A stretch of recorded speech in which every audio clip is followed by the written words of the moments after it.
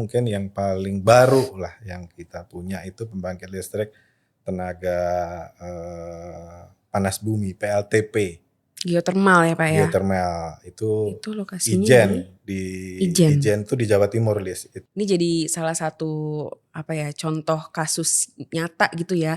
PT SMI kontribusinya di panas bumi seperti ini loh. Ya, Jadi mungkin panas benar. bumi yang lain akan sangat besar harapannya jadi ya Pak ya Kita di tunggu Indonesia. saja, Lis.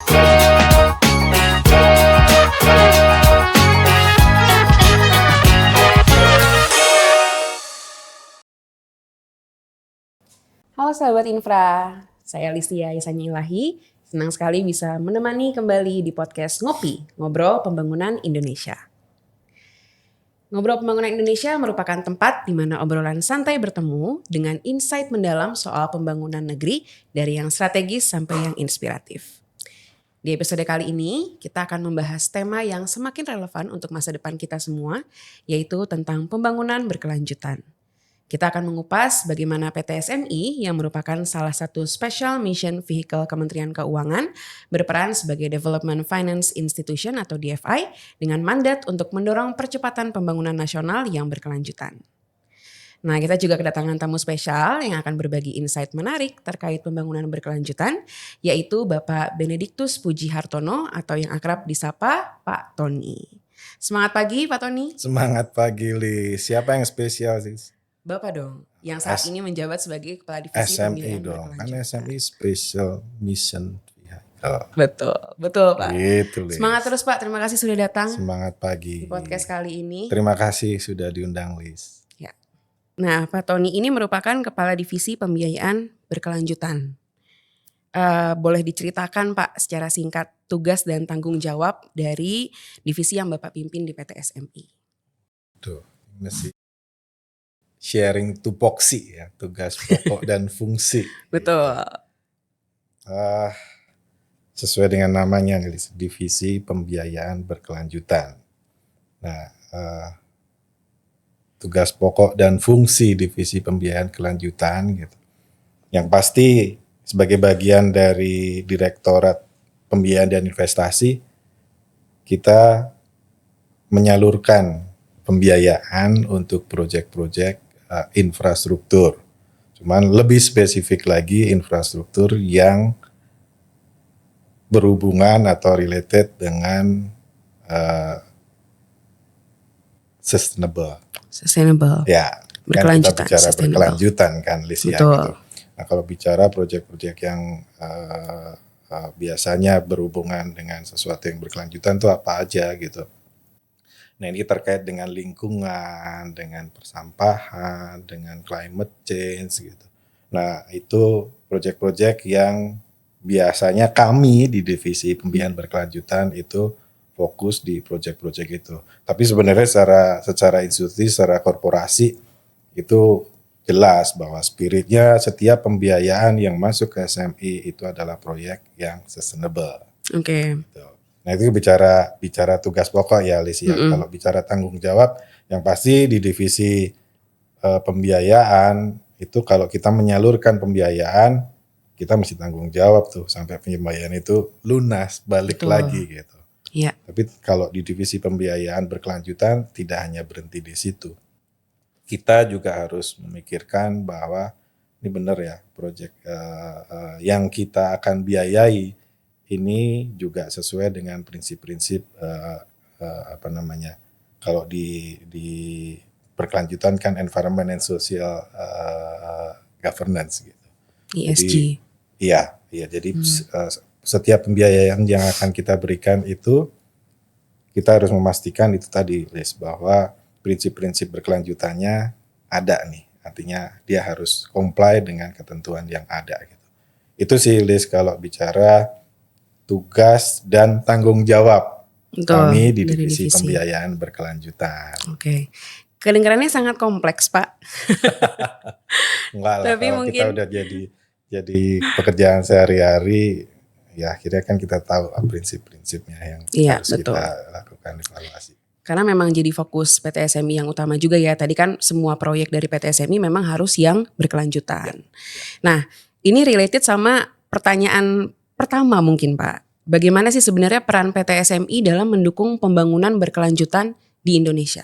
Oke, kalau ditanya peran PT SMI khususnya untuk proyek-proyek yang berkelanjutan gitu ya, sangat nyata sekali. Kita sebagai DFI, Development Finance Institution, itu punya peran aktif ya, terutama untuk proyek-proyek yang berkelanjutan itu tadi, atau yang climate related ya, climate change related lah ya gitu. Di SMI sendiri, Liz, kalau mau lihat ya, sebenarnya di kami portfolio yang climate related itu cukup besar, cukup banyak. Misalnya kita bicara proyek-proyek yang energi baru dan terbarukan. Kita sudah ada di proyek hydro, kita ada di proyek geothermal, kita ada di proyek wind power, kita ada di proyek yang solar panel. Jadi itu kalau dari sisi pembiayaan ya. Udah lengkap ya sebenarnya ya, tipikal lengkap project. banget sebenarnya portfolio yang energi baru dan terbarukan kita cukup lengkap. Itu baru dari satu sektor ya. Cuman selain pembiayaan kan kita juga sadar banget bahwa sebenarnya kita bicara pembiayaan, kita bicara sustainable ini kan bukan kita sendiri nih gitu. Kita kan mesti melibatkan banyak stakeholders. Makanya kita juga punya peran aktif juga dengan berkomunikasi dengan pemerintah baik di tingkat pusat maupun daerah. Kita juga punya peran dengan lembaga-lembaga multilateral gitu ya. Kita juga punya peran terhadap klien atau debitur atau customer kita. Kita juga komunikasi dengan lembaga-lembaga pembiayaan lain, baik itu lokal maupun asing. Jadi kita sadar banget bahwa ini harus dilakukan secara bersama-sama. Makanya sebenarnya dalam kolaborasi itu kita menggiatkan untuk stakeholders ini juga, ayo ini bahwa ini PR bersama, ini kita harus lakukan secara kolaboratif gitu ya. Nah itu peran yang lain ya, artinya kita juga peran untuk menggiatkan bahwa segala sesuatu ini menjadi tanggung jawab bersama. Di sisi yang lain peran SMI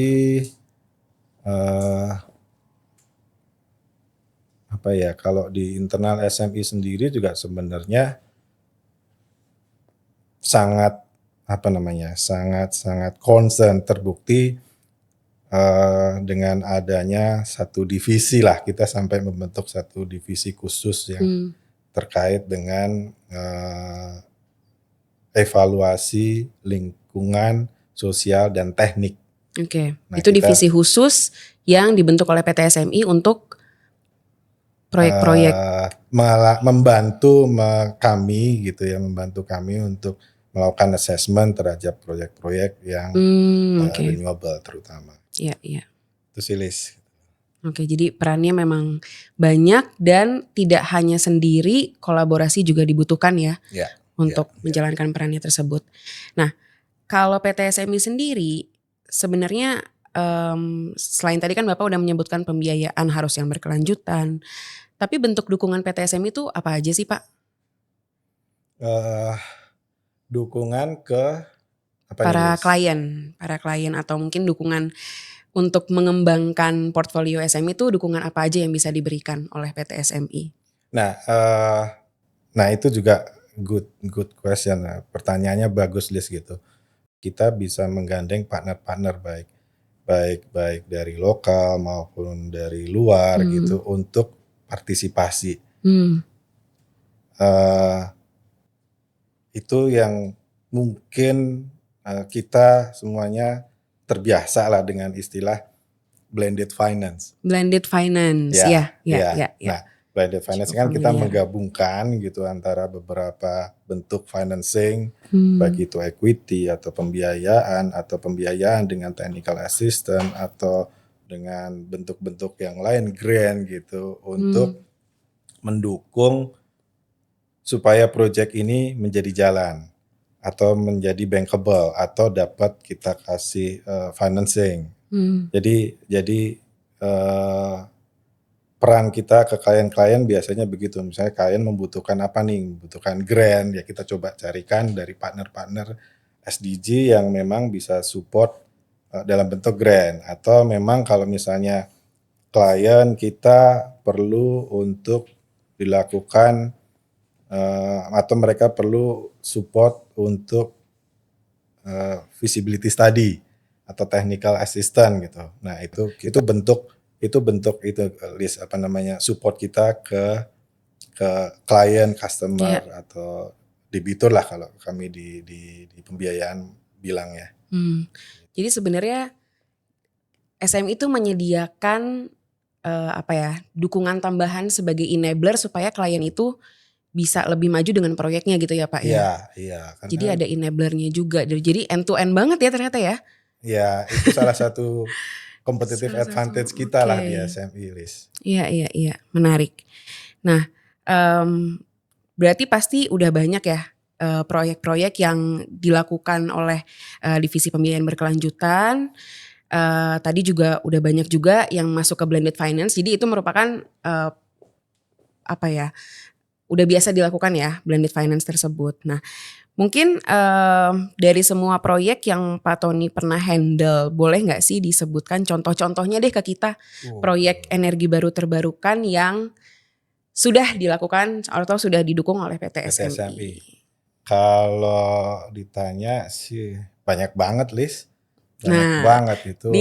Boleh dipersingkat sedikit Pak, karena saya yakin portfolionya pasti udah banyak banget kalau disebutin nanti durasinya habis. Banyak banget, Liz. Number of account-nya banyak dan saya coba ini aja deh. Coba lihat dari sesuai dengan coverage SMI itu kan dari Sabang sampai Merauke ya.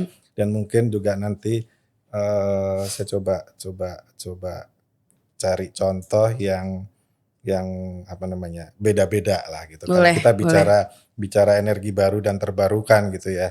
Misalnya itu kan ada pembangkit listrik tenaga air, atau PLTA, pembangkit listrik tenaga mini hidro PLTM, ada pembangkit listrik biomass PLTBM, ada pembangkit listrik tenaga surya PLTS, dan ada lagi mungkin yang sekarang di pemberitaan lagi baru saja lagi hype lah istilahnya, itu pembangkit listrik tenaga panas bumi PLTP. Ini ya Liz, coba kita saya runut dari paling timur deh, di Papua kita ada exposure di Merauke setahu saya di Merauke karena saya pernah visit juga ke sana ya. Itu pembangkit listrik tenaga biomass. Biomass di Merauke. Biomass itu dia dari kulit kayu. Jadi yang bakar untuk jadi bahan bakar turbin. Itu di Merauke ya. Agak bergeser sedikit ke barat itu di Nusa Tenggara kita ada pembangkit listrik tenaga solar PLTS. Itu cukup gede. 25 megawatt tulis. 25 megawatt PLTS. Kalau 25 megawatt itu butuh lahan solar panelnya 25 hektar. Gede banget ya Pak ya? Gede banget. Bayang nggak kalau misalnya harus 100 megawatt atau 200 megawatt. Berarti kan dia butuh paling tidak 100 hektar ya. Terus agak ke barat itu ada beberapa PLTM gitu yang ya kita ada beberapa portfolio di Lombok ada, kita di Bali ada. Saya sedikit ke utara di Sulawesi Selatan. Sulawesi Selatan SMI punya portfolio pembangkit listrik tenaga angin PLTB Bayu. Oh Bayu, oke. Saya juga baru tahu tuh gitu. Selama ini kan taunya di Eropa ya. Iya. Di Eropa jadi ada windmill ternyata di Indonesia ya. Indonesia ada, makanya listnya bisa jadi gitu. Spot foto-foto Pak. Iya kan? Listnya perlu ke sana lah gitu, melihat bahwa ada di sana. Mau, boleh itu Pak. di Sulawesi ya, kalau di pembangkit listrik tenaga air banyak lah di Sumatera juga banyak. Cuma mungkin yang paling baru lah yang kita punya itu pembangkit listrik tenaga panas bumi PLTP. Geothermal ya Pak ya? Geothermal itu lokasinya Ijen Ijen. Ijen itu di Jawa Timur, Lis. Itu Oke. yang beberapa minggu yang lalu diresmikan oleh presiden kita tuh gitu. Oke. Dan itu Mantap SMI. apa namanya? Setelah sekian purnama kita nggak punya program, nggak punya pembangkit listrik tenaga panas bumi, akhirnya kita punya yang baru gitu. Makanya kemarin kita cukup seneng lah gitu. Kontribusi kita di proyek itu ada, Lis. Ya. PLTP Ijen, menarik ya Pak ya. Diresmikan secara langsung, secara online oleh Presiden. Nah, online karena Pak Presiden nggak bisa hadir waktu itu. Jadi diwakili Pak Menteri SDM Pak Bahlil hadir onsite, di lokasi. Nah, PLTP Ijen ini pasti spesial juga untuk PT SMI ya, karena kan belum banyak ya geothermal di Indonesia. Nah, dukungan PT SMI secara spesifik apa sih Pak untuk PLTP Ijen ini? Menarik sih Nilis, karena itu tadi ya, satu kita membantu satu proyek yang memang di Indonesia sangat jarang gitu ya. Dan peran SMI apa sih gitu loh. Waduh, kalau ngelihat secara historis lucu juga nih Lis, karena begini, saya bilang lucu. Tadinya proyek ini kan proyek panas bumi ya. Panas bumi potensinya cukup besar, Lis. Potensinya itu 100 megawatt. Memang kemarin yang diresmikan baru stage 1 itu 34 megawatt. Cuma ke depan masih ada potensi 20 megawatt tambahan, terus another 50 megawatt. Jadi total bisa 110 megawatt. Kalau peran SMI di sini yang pasti kita memberikan pembiayaan.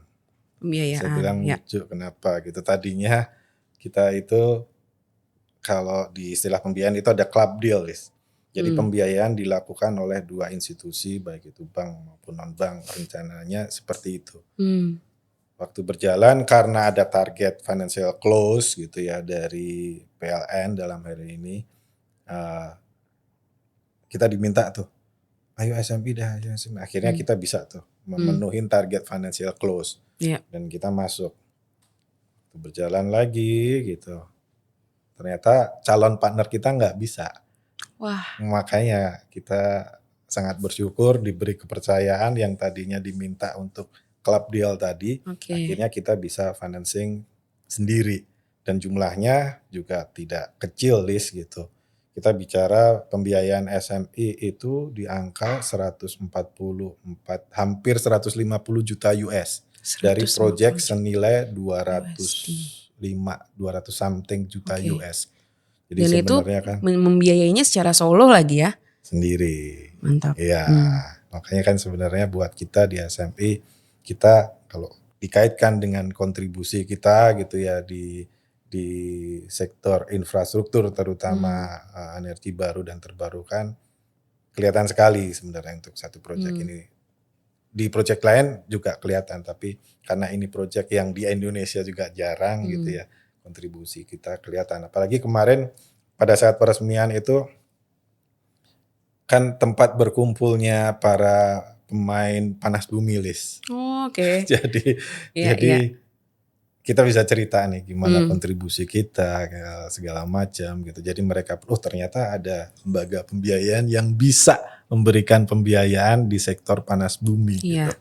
Jadi poin positif lah buat SMI gitu. Terus yang lain lagi peran, Lis. Di sini kita juga menggandeng partisipan SIO tadi. Oh, yang tadi blended finance itu Pak. Iya, di sini ada juga blended finance. Ada. Oke, di sini sudah. Kita menggandeng beberapa partner untuk partisipasi gitu. Kita ada AFD, terus kemarin juga kita ada saya lupa, cuman technical assistant juga kita yang disupport oleh partisipan, legal due diligence kita juga disupport. Jadi sebenarnya selain pembiayaan yang memang kita memberikan cukup besar di proyek ini, tapi kita juga bisa mengemas gitu ya blended finance di proyek ini gitu. Jadi itu peran-peran yang kita bisa sampaikan, kita bisa tawarkan ke para pemain panas bumi pada saat kemarin peresmian list. Ini jadi salah satu contoh kasus nyata gitu ya. PT SMI kontribusinya di panas bumi seperti ini loh. Jadi mungkin panas bumi yang lain akan sangat besar harapannya jadi ya Pak ya kita di Indonesia. Kita paling tidak kan kemarin marketing kita jalan lah. Iya betul. Nah ngomongin tentang panas bumi Pak. Contoh ini karena yang baru dipegang kan PLTP Ijen yang baru-baru ini. Menurut Bapak PLTP Ijen ini pentingnya untuk percepatan transisi energi di Indonesia seperti apa Pak? Gini Liz, saya ingat apa yang disampaikan Pak Menteri itu kemarin, Pak Bahlil gitu. Potensi panas bumi di Indonesia itu bisa mencapai 24 gigawatt lah gitu. Bayangkan kalau yang Ijen aja hanya, saya bilang hanya sih, kemarin baru 34 megawatt gitu. 34 megawatt, terus yang ada 100 megawatt. Ini kita bicara 24 gigawatt. 24.000 megawatt lah gitu. Dari 24.000 itu yang sekarang terutilisasi hanya sekitar 12%. Berarti kan masih cukup besar ya potensi panas bumi di Indonesia. Dan kenapa panas bumi ini bisa menjadi salah satu alternatif untuk percepatan energi transisi list gitu. Kenapa? Itu tadi. Jadi sebenarnya yang ada dari 24 gigawatt baru terutilisasi 12%. Itu kan potensinya masih cukup besar dan bisa dimanfaatkan, apalagi kalau memang untuk percepatan energi transisi. Apalagi geothermal ini juga sebenarnya kan energi bersih, Liz. Betul. Hanya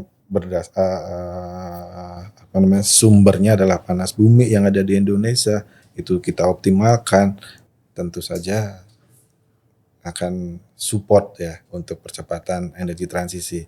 Dibanding misalnya saya cerita tadi Liz, kita bicara 25 megawatt PLTS itu butuh lahan 25 hektar. Nah kalau sekarang 24.000 megawatt. 24.000 hektar. Banyak banget hektar, ya, besar sekali kebutuhan lahannya. Betul. Oke. Dan ini semakin menegakkan peran SMI sebagai ETM country platform.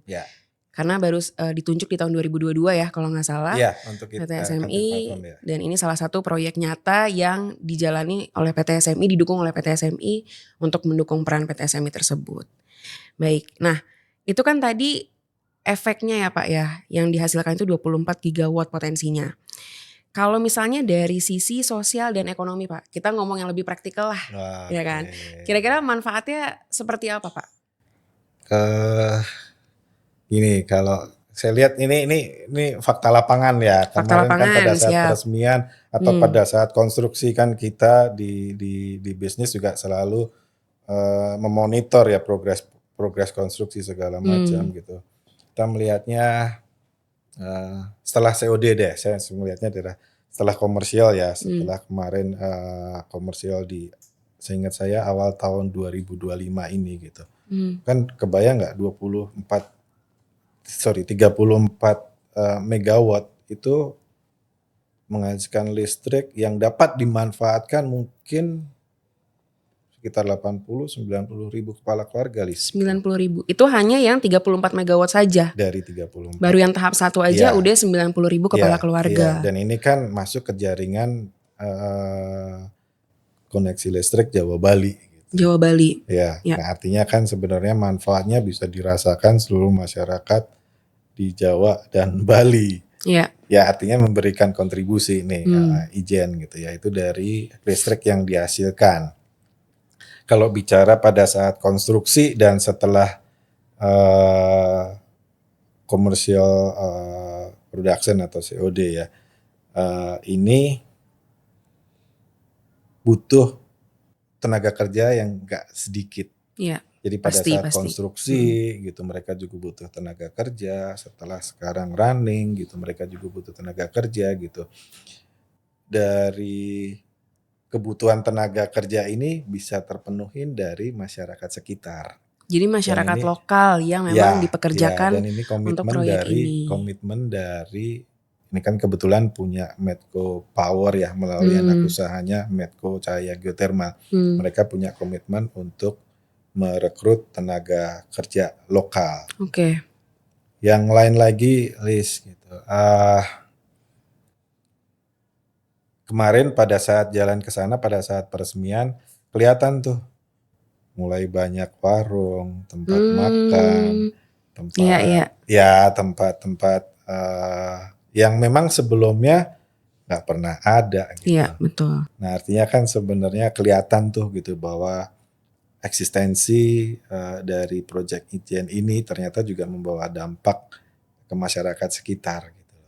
Iya. Jadi itu sih kemarin yang kita coba lihat, tapi nggak tahu di kita kan juga ada divisi ekonomi, research and economy ya. Iya. Itu mungkin yang lebih nantinya akan lebih jago tuh menghitung nih economic and social impact-nya dari project ini seperti apa sih gitu. Iya. Nanti saya minta tolong divisinya lah untuk ngitung. Iya. Jadi secara langsung dan tidak langsung ya sebenarnya ya, aktivitas ekonomi pun mulai terbangun dengan adanya PLTP Ijen ini. Super sekali memang PT SMI. Oke, nah terkait dengan ini kan tadi proyek Ijen nih Pak. Tadi Bapak udah nyebutin proyek panjang banget dari Sabang sampai Merauke. Nah, strategi kedepannya PT SMI Pak, boleh dibocorin nggak untuk mendukung pembangunan berkelanjutan khususnya sektor energi baru terbarukan? Kalau bicara komitmen strategi SMI jangka pendek maupun jangka panjang ya, untuk proyek-proyek yang related dengan climate change lah, saya istilahnya climate change saja ya, Liz gitu.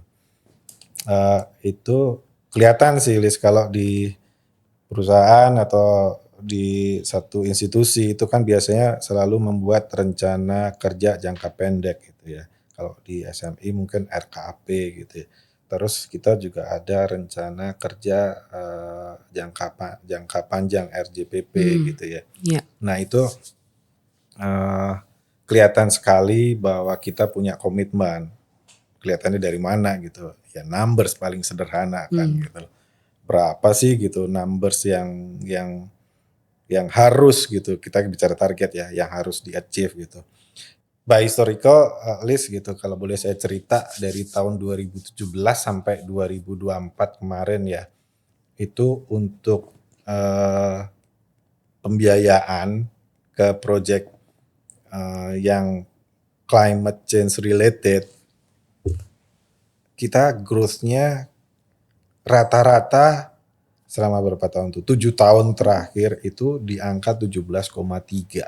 Itu bukan angka yang kecil gitu. 17,3 untuk hanya growth-nya. Untuk satu sektor ya, subsektor yang climate change related gitu.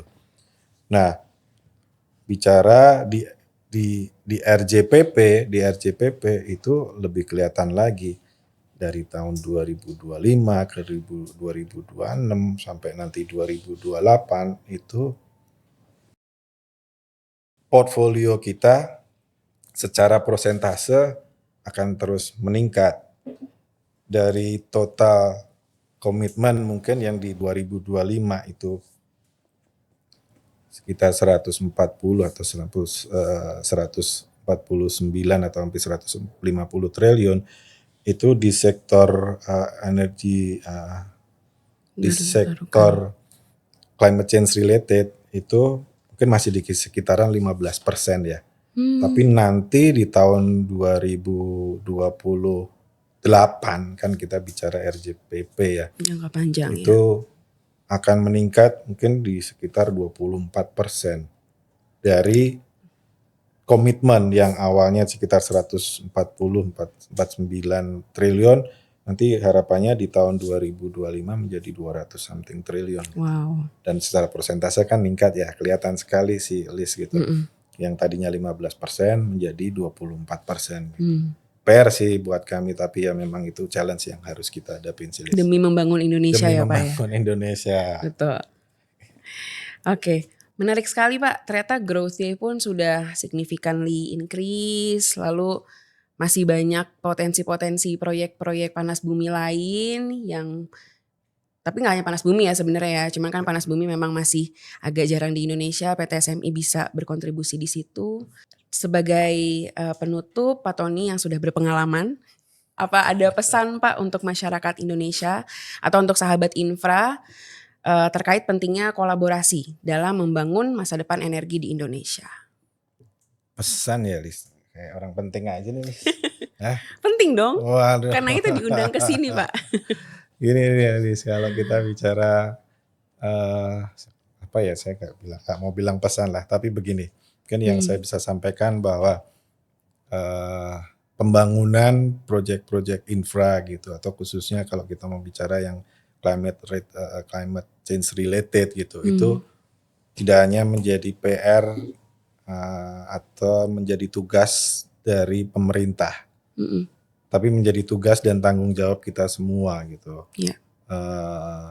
Masing-masing individu punya peran untuk membantu gitu ya, membantu percepatan proyek-proyek yang climate related change atau mempercepat energi transisi gitu ya. Nah paling sederhana mungkin yang kita bisa lakukan secara individu masing-masing adalah ya kita hemat energi, hemat listrik gitu. Hemat bensin kali ya Pak ya, pakai public transport. Nah itu juga Liz gitu, makanya sebenarnya itu akhirnya menjadi tanggung jawab kita masing-masing pribadi ya. Nah disitulah peran kita masing-masing. Jadi saya nggak mau bilang pesan, tetapi ternyata kalau mau kita bisa loh berkontribusi dalam percepatan pembangunan yang berkelanjutan. Itu Liz.